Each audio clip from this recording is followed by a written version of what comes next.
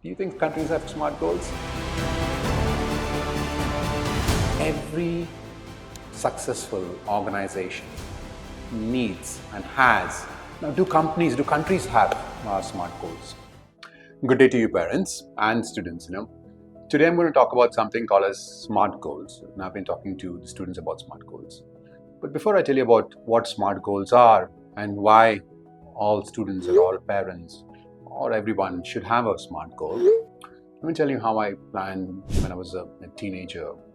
When I was in PU, right, I was always wanted to be, I wanted to be into NIT Surathkal. Actually wanted to be in good engineering college. When I got into NIT Surathkal, didn't plan much. In the final year, I wanted to get a good job. I got a job at Atul, and I was not happy with it. Then I wanted a better job, so I went in MRPL. When I was in MRPL, I was not happy with it. And that's when I wanted to go to the US. I went to Texas A&M, and then I wanted to get into a great company, a good company, and I got into Schlumberger. Schlumberger those times was like the Google of its times or Apple of its time of these times. Now, when you got into Schlumberger, and that's where I was first introduced to smart goals. Everybody was given eight goals, and based on your performance, you were rated an outstanding performance. That's an A. Exceeded your goals. B, C, you've met your goals. D, pretty much you're fired. And that's how when it got started. And I realized that I've got goals that the company is giving me, but what about my personal goals? And then I had set up my smart goals for my finances and so on. Pretty much when I was 32 years old, I'd set up a goal and I wanted to retire by the age of 40.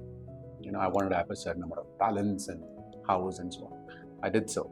Even now, as I work on my dreams and work on my passions, I see students and I see parents and I see most of the people that I work with, and I tell them, guys, you need to have a smart goal. Now, what is a smart goal? A smart goal is for something specific. Your goal should be measurable. Your goal should be achievable. R is relevant, and T is time bound. When I do this session and I tell students, guys, give me an example of a smart goal. It says, I want to do well in mathematics. And it says, that's not specific. I want to study 2 hours a day. I say, that's not specific. And somebody comes and says, I want to, study 2 hours a day. I said that, but study 2 hours a day is not something very specific. I want to do well in the next exam is not very specific. I also tell them that when you write a smart goal, it should be something that the output can be measured. Now, if a student is in 12th standard or 11th and 12th standard at CFL, the goal could be, just an example, you don't have to do the same thing, is that I want to be in the 99th percentile of the JEE main exam that I write in Jan. Is it specific? 99th percentile? Yes. Measurable? Yes. Achievable? Depending on your abilities and aptitude and your work? Yes, achievable. Relevant? Yeah, if you're at CFL, it's relevant. Time bound? Surely time bound. I want to score 600 in the NEET exam. Specific, measurable, achievable, realistic. Time bound. Now, once you've written your SMART goals, you should not be, seeing your goals every single day. You should determine what actions you're going to take, specific actions you're going to take to achieve those goals. And those actions could be that I'm going to study 2 hours a day or 3 hours a day and I'm going to solve 20 problems. Then you just worry about the process, not on the output. Knowing at all times where this process is going to lead you to. So my friends, and I asked this thing, you need to know also that, do companies have smart goals? I've told you about it.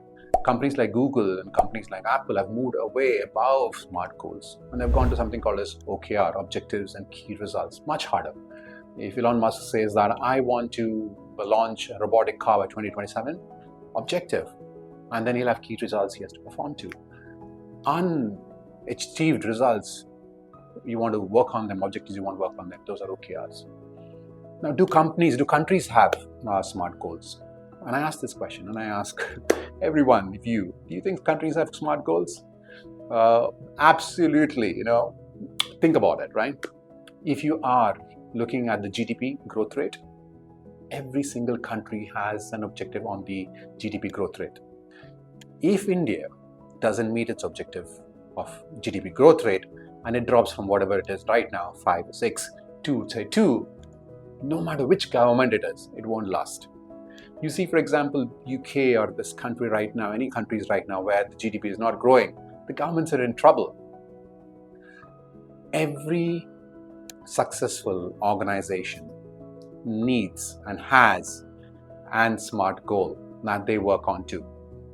When I did this and I explained this to the students, and I asked this question, would you ever want to work for Elon Musk? Would you want to work for highly driven people in the world? And I used to get 4 or 5 hands up, raised up. And I asked them, why would you want to work? One of the things is, one of the surprisingly answers that I got was, I want to gain that experience. I want to work on those projects.